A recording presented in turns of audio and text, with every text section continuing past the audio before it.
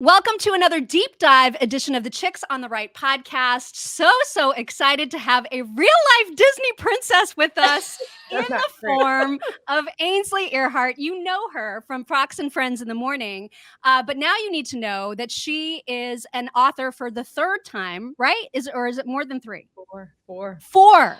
But three children's books. Yeah, That's right. Okay. So third time children's book author, one time adult books author, not that kind of adult books, but you know what I'm saying.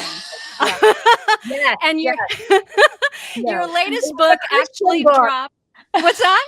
It was a Christian book. Yes. My life was how I found the Lord. Yes. That's my version of an adult book. Okay. My bad. I'm just joking. But your third children's book comes out as we are recording this. Today is the day that it comes out. And it's called I'm So Glad You Were Born.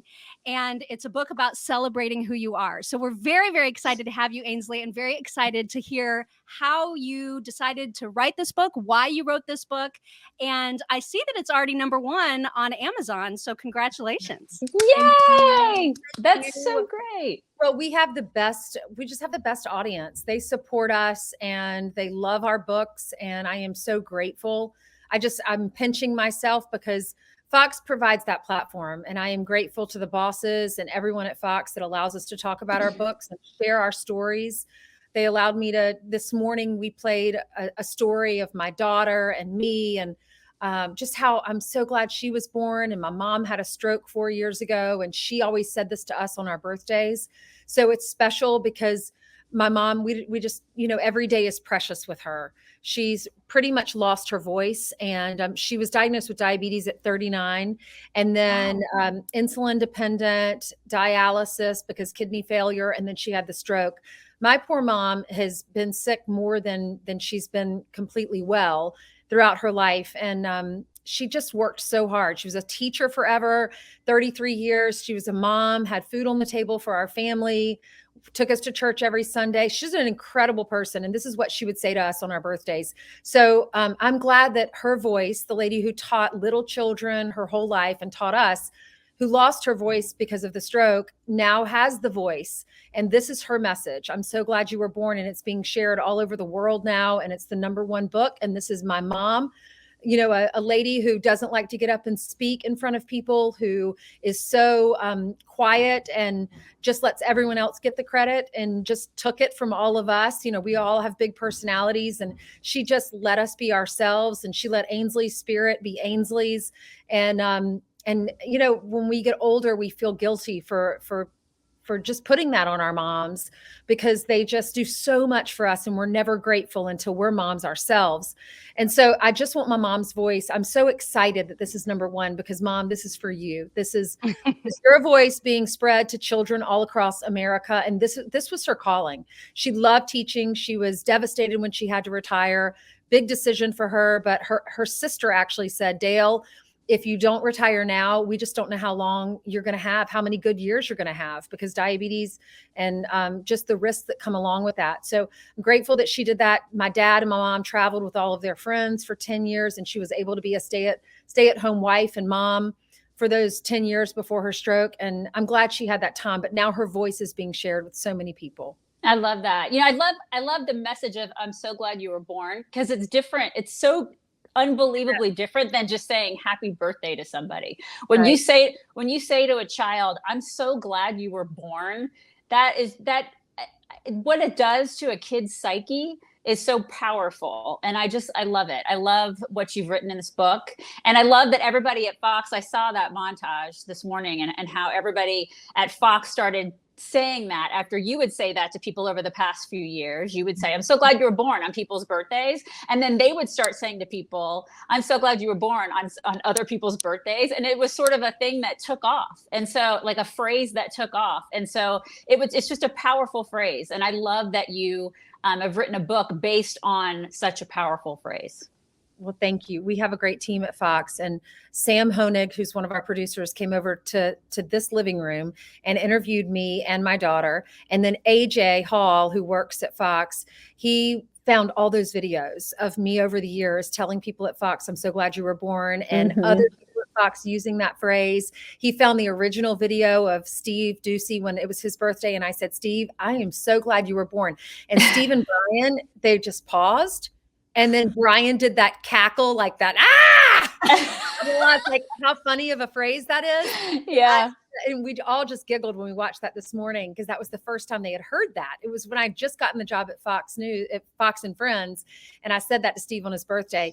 And I said, I know it sounds, corny and funny, but really think about that. It's the day you're born. You've influenced lives. Everyone wakes up to you in America, and you've made such an impression on all of us. Mm-hmm. Yeah, that's it's a powerful thing. So cool. And now you've been at Fox now for what, like over 13 years, right? Yes, 2007.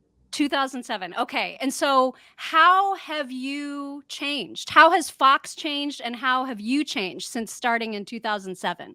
Well, Fox has changed so much, and all of that has probably been in the headlines, or has been in the headlines. But really, if you could be a fly on the wall in Fox, we are such a family, and we support one another. And most people have been there forever. People just don't want to leave Fox. And the ones that do, they regret it. So it's, we really love each other, and we've been through the ups and downs in life. Yes, my life has changed tremendously. I've been divorced. I had a baby. I had a miscarriage. I was on the weekend show for 10 months while I was working overnights, while I was working for Sean Hannity's show. And I didn't get that job. And that was devastating to me. But then look what God did. He gave me Monday through Friday, Fox and Friends. So I have the weekends with my daughter. So my life has changed tremendously. I've grown up there. I was in my 20s when I got a job there. Now I'm in my 40s. So late 20s, and now I'm in my mid 40s. And so my life, I went from my 20s to my mid 40s there. I mean, think about how much your life changes during those years. I've grown a lot. I've become a lot more chill, I think. I've realized what's important. I just want to have fun. I want to embrace every day of my life.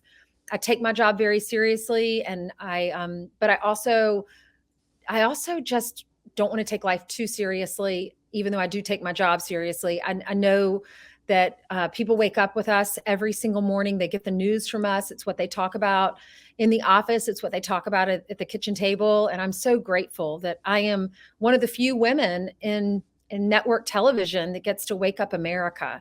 And I just can't believe it. I mean, God is so good to me. I grew up in South Carolina, and wanted to be on, I would watch the Oscars and just cry. I wanted to be in Hollywood. I wanted to be in New York City. And I used to ask God, I trust you, but why did you raise me in South Carolina? And now I'm so grateful. I have a Southern upbringing where we went to church every Sunday, where people are nice and they really care about one another. Your loved one dies and they bring you casseroles. At Christmas time, we have cookie swaps. It is truly just this American dream story in South Carolina. And my dad and mom worked so hard.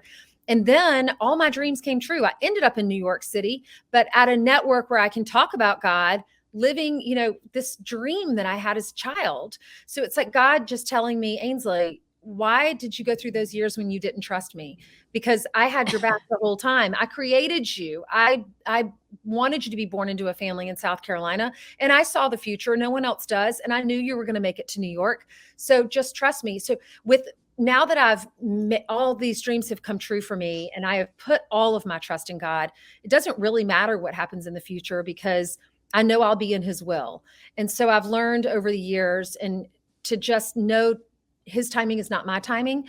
We had a Bible study that lasted years. I'm in a new Bible study now, fairly new, but we had a Bible study with all these women in television that would meet in my apartment.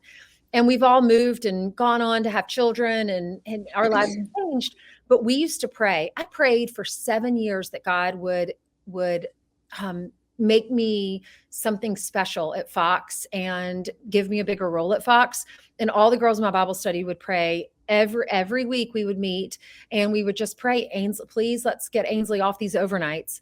And I loved my job, but I wanted a bigger role. And it took 7 years. And what's interesting, that's the godly number, 7. God just said, wait on me and I will put you where I want you to be, but you just have to trust me, and your time, my timing is not yours. So Ainsley, just sit back. And I've learned to do that over the years, because I know eventually he'll give me the desires of my heart. Yeah, he always does, right? He does. And so, like, how, just seeing you as, well, a children's book writer, I'm assuming that motherhood played a huge role in that, obviously, because most people who write children's books, they have, most of them have children themselves. And so Hayden, I would imagine, has been a huge influence in you writing those books. And so tell us a little bit about that and how motherhood has changed you, because I know for me, like, that's a huge part of who I am. And I know for Miriam, it's the same way, especially what we do in our activism and everything. That's such a huge part of why we do what we do. And I'm sure it is the same for you. Right. Well, when you read the recent polls, one last week said, what is most important to you when you go to the polls in November? And the top issue was inflation or the economy. The second one was our democracy. And we think, what did Ronald Reagan say? We are one generation away from extinction. Yes, so our children are so important because they'll be here when we take our last breath, and it's on them to take care of our democracy or the republic. And so when I am raising my daughter, I just want her to be good. I want her to be a hard worker. I want her to put God first. I want her to treat people the way she wants to be treated.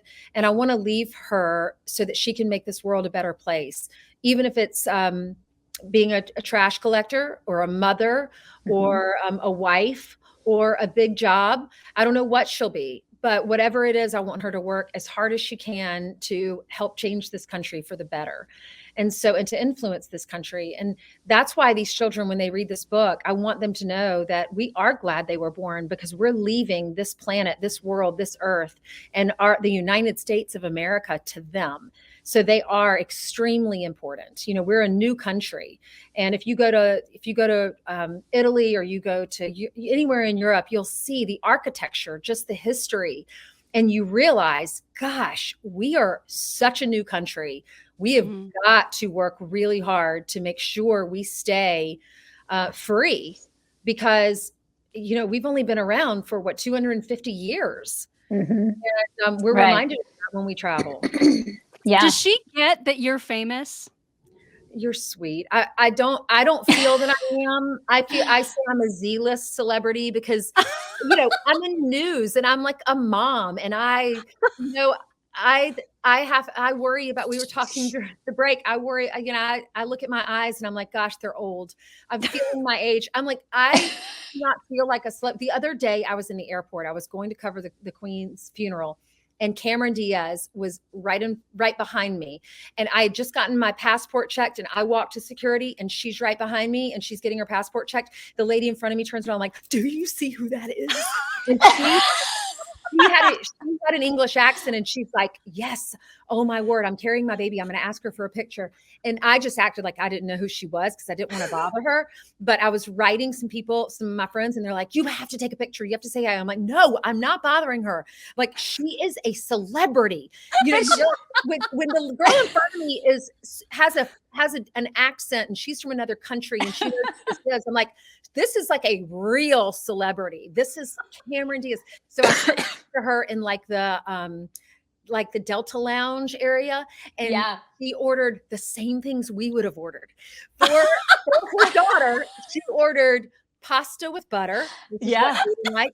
Totally, mine would have done. Chicken paillard for her, which is what we love, and her husband ordered tuna. I'm like, it's like that. They're just like us. They're just like us. Magazine. They eat hamburgers too. Oh my gosh. I'm like, giddy inside. I'm like, I feel like I'm 5 years old again. And I just saw, and I love Cameron Diaz, and she looked just as beautiful in person as she does in all the movies. I bet she probably knew who you were. No, I don't think so. I'm sure she does not watch Fox, but she could not have been nicer. And I asked the staff when she left, the people who were working there and serving food and drinks, I said, did she give you a tip? And they said, yes, she did. She could not. Oh, good. That's good. You guys, because that would have been really disappointing, especially when you like a celebrity and then you find out that they don't tip. Right. That's a total. And you don't really have to tip in those lounges, but I was really nice. I mean, I always do, and I was proud of her for doing that. Yeah. She just had a nanny with her, which I would have thought she would travel with like an entourage and a private plane. Exactly. She did it. Wow. One time in line, her her trench coat was touching my back. Like, Cameron Diaz's trench coat is touching my back. You have arrived. I know, right? I'm like, I'm never sending my clothes to the dry. But see, you have to understand, Ainsley, that there are people who will be watching this podcast who will be like, oh my gosh, if they are near you in line, like on a flight, they'll be like, oh my gosh, my trench coat touched Ainsley. Like, I cannot deal. Like, this is the thing, because you actually are a celebrity to so many people. So that's why Miriam asked the question, because, your daughter, at some point, she's going to realize that mommy's on TV. And like, I'm sure she'll be like, wait, has she made the connection that you're there? Like on this, she told people the first week of school, my mama works for Fox. Yeah. And I'm like, you go to school in New York City. I don't know if you should tell people that, but yeah.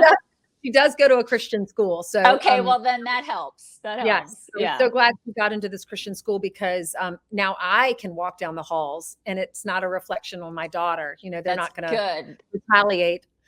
Yes. That's true. She comes home with pictures of God and Bible verses on pages that she's received in religion, and she's colored Jesus. So that's fantastic. That's fantastic. Because I know Miriam and I have experienced, because both of our kids have been in public school, and just doing what we do, it's always been kind of like oh my gosh, if the teachers find out, they could retaliate against our kids. And so we understand that sense of angst, because you just never know when there's going to be an adult that retaliates against your kid because you do what you do. Right. And so, and we're not famous like you, but I mean, it's just, if we have, but we do activism in a sense. Right. So, I mean, there's always that worry nowadays, which we shouldn't even have that worry in this day and age. We shouldn't have that worry in the United States of America. We should just be able to say and do what we want to do. But unfortunately, as you well know, conservatives are somewhat discriminated against in this day and age. And it's a scary thing that's happening. Well, these teachers need to realize a lot of people keep their mouth shut because they're labeled racist or whatever the label is, if you're a Republican or if you're conservative. And they need to realize 50% of the country feels that way. Yes, ma'am. We are not racist. We love everybody. Everyone is God's child. But they need to realize a lot of people in their classrooms, a lot of those children have moms and dads that are conservative, and they just don't wear it on their sleeve because they're scared of retaliation. And it shouldn't be that way. But these teachers have to know it's not just their world. We are all different and we have different beliefs. Yep. Mm-hmm. So let me ask you something, Ainsley, if you just switching gears really fast, because there was a huge moment for you a few years ago where you had an opportunity, and maybe more than once, and correct me if I'm wrong, but I remember the time that you sat down for an interview with President Trump. Mm-hmm. What was your prep like for that? And like, how nervous were you, or not nervous? Because I know you're an old pro at this, but like, what was that? That's a big deal. And so what was that like, getting ready for it? How did you think of the questions? Did you have help with that? Was that totally on you? Tell us about that. So usually for prep, I'll ask my team to help me as well. So I'll ask Brian and Steve suggestions. Like, what issues do you think are most important that I need to talk to the president about? I'll write those down.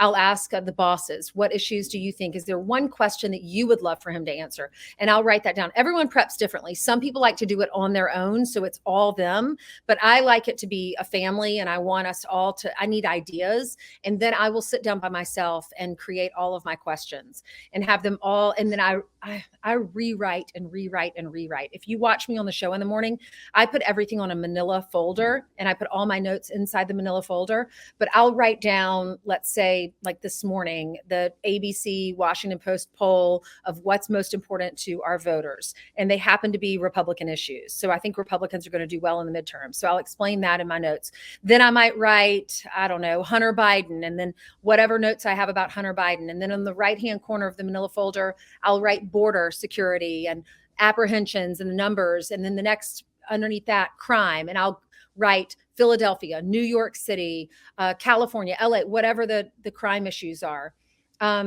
The border is a big issue. I'll write all that on my outside of my manila folder, and then I write my notes so that way when I'm on the show and we're ad-libbing about any of these issues, I can just look down, and if Steve said something, I won't say that. If Brian said it, I won't say that. And then my third talking point about that issue, then I'll say that. And so that's how I do it.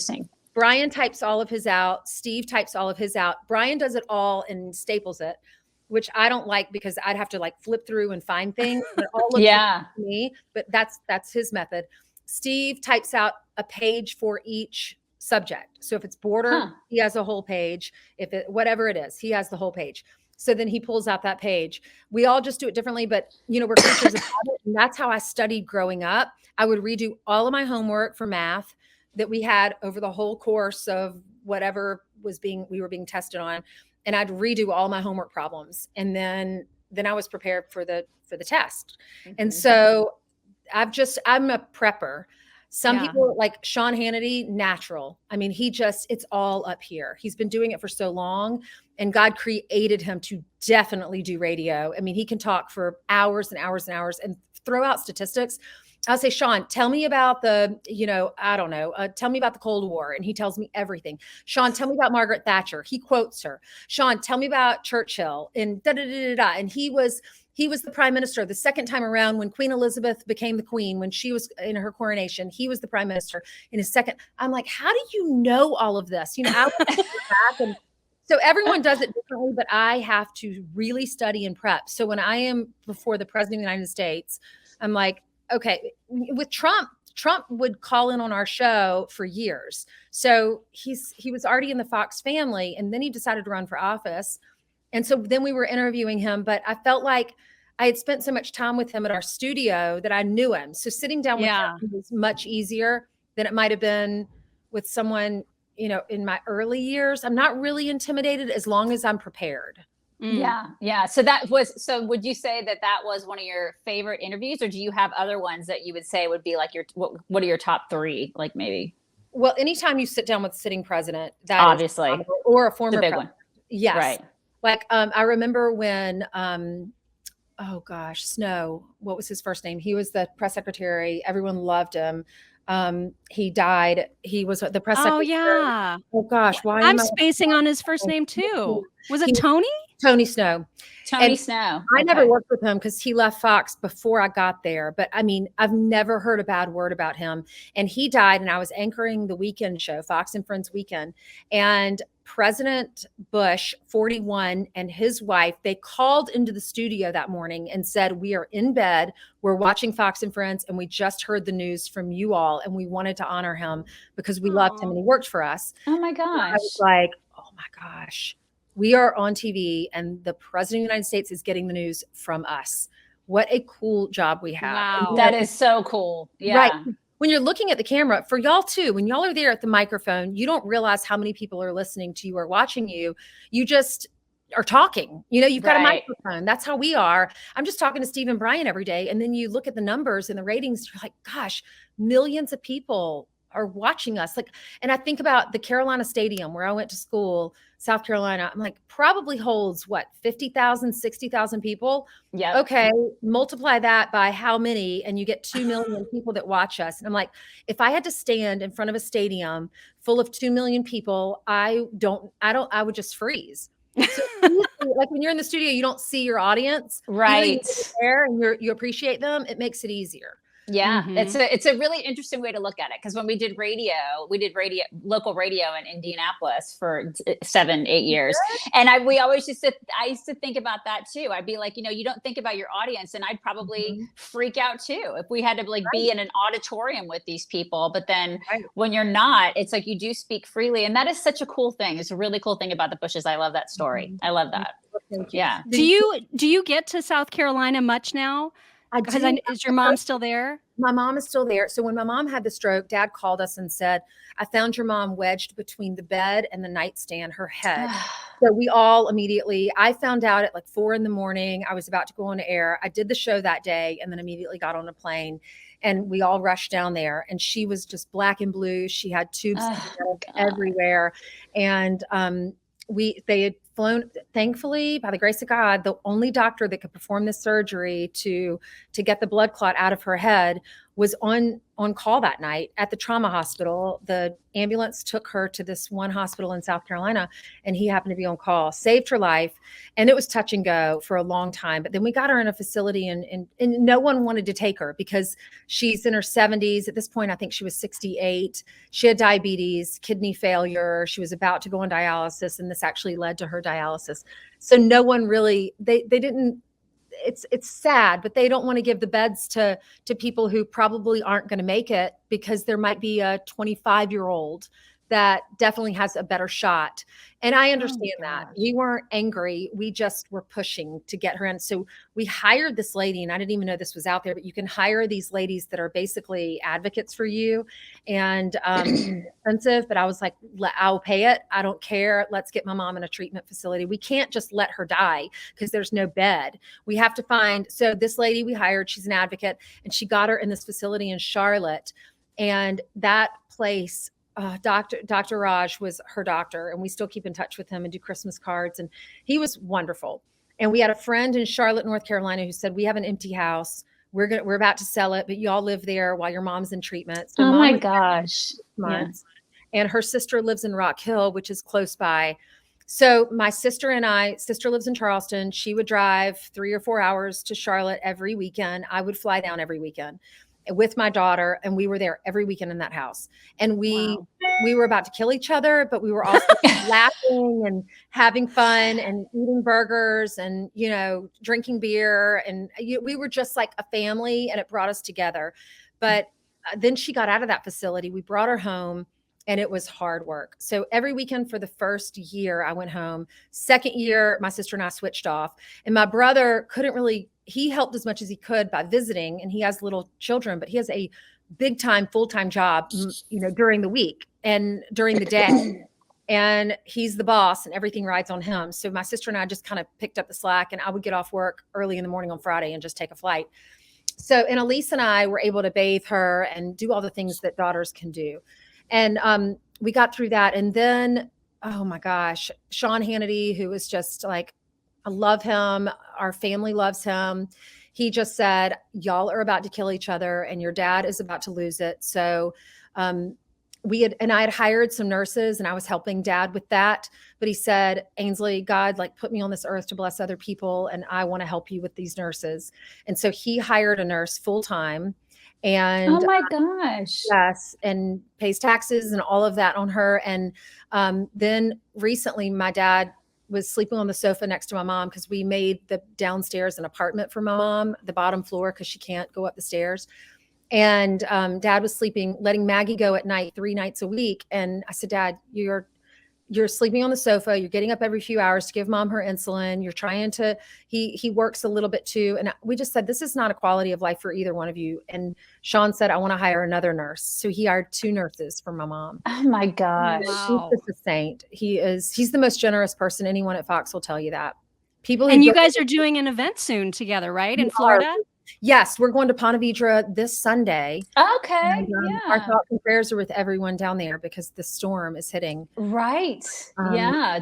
I hope it will go on, but the priority is to make sure everyone's safe down there. Mm-hmm. Yeah, absolutely. Well, we've kept you a long time, and we could spend the next 3 hours. Totally. I'm sure you've got other things going on. So we would love to visit you sometime in studio. If you would have us back, we would love to see you again. We would. We absolutely would. Promoting the book. It's called I'm So Glad You Were Born. And if you want a signed copy, you can go to ainsleybook.com. Dwayne Ward with Premier Speakers does that for everyone at Fox, and he's awesome. So we sold almost 2,000 copies yesterday on the signed. So great. The signed books. Is your hand tired? My hand is tired. I signed every single one of them. And I'll sign more, because I'm just so grateful. But it's great for the holidays, for Christmas, for your goddaughter, your niece, your nephew, your child, your grandchild. It's just, and what's cool about this? I hope the message of I'm so glad you were born is something that people will say now. Yeah. Yes. I'm going to say it. I do too. I love it. I love it. I saw it on greeting cards at a store here in Manhattan. Really? I bought all of them. Yeah. I love it. I love them in there. It needs to catch on because I really do mean it. I mean it when I say that, that really, it's so much more impactful to say that to a child than it is just happy birthday. I mean, it's just, I love it so much. And you're just a joy to have. And we're very, very grateful to have talked to you today. Thank you so much, Ainsley. I'm so grateful that you're talking about this story, and it's my mom's voice. So thank you. Yeah. And we're glad you were born. I'm glad you were born. I'm so glad because you're changing this world for the better. Keep it up. Well, Ryan, thank you. Thank you, Ainsley. So much. Okay, love y'all. Bye. Bye. Bye.